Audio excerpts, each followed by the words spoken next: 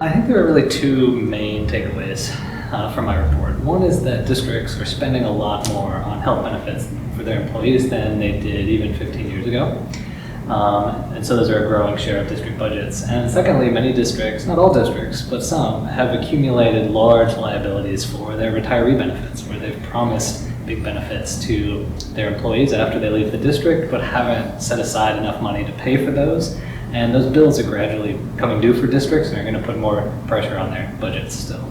I was really surprised to find in California how much variation there is between districts in terms of how much they're spending on health benefits for their employees, what kinds of plans they're offering, what kinds of benefits they're offering to their retirees. There's really districts all over the place, from districts that are paying for 100% of the benefit costs for their employees, families, and other districts that are paying little or none of those annual costs.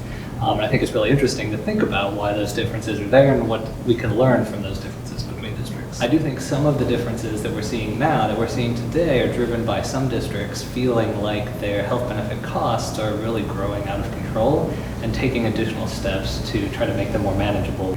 So the big implications for students are that as districts spend more and more on these health benefits, they have less and less to spend on their other priorities, whether that's teacher salaries or instructional materials or anything else.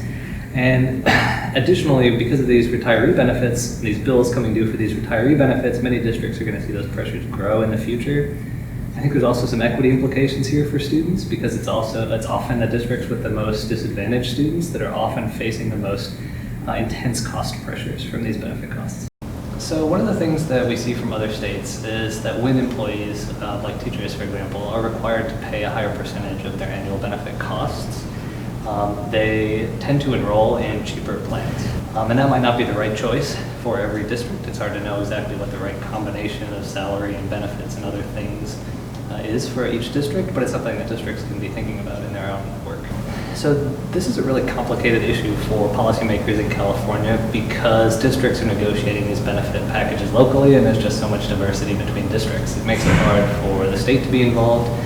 But I think looking at these cost pressures on districts and their health benefits helps us to understand why districts oftentimes feel a lot of financial pressure, even at a time when they're seeing their revenues grow substantially.